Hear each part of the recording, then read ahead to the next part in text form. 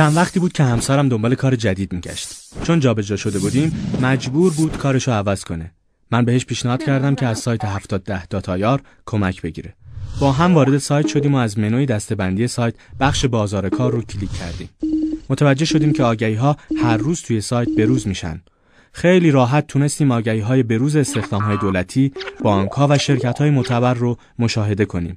جستجو در آگهی‌های کارفرمایان هم خیلی راحت و در دسترس بود.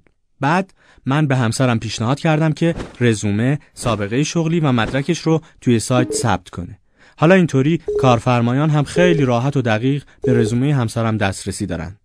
الان همسرم توی یه شرکت بازرگانی مشغول به کاره و خیلی هم راضیه. چون هم اون میدونست که این شرکت به چه تخصص و مدرکی نیاز داره، هم کارفرمایان با مطالعه رزومه همسرم تونستن شخص مورد نظرشون رو درست انتخاب کنن. یه امکان ایدئال که سایت 7010 به وجود آورده و هر دو طرف راضی و خوشنود هستن.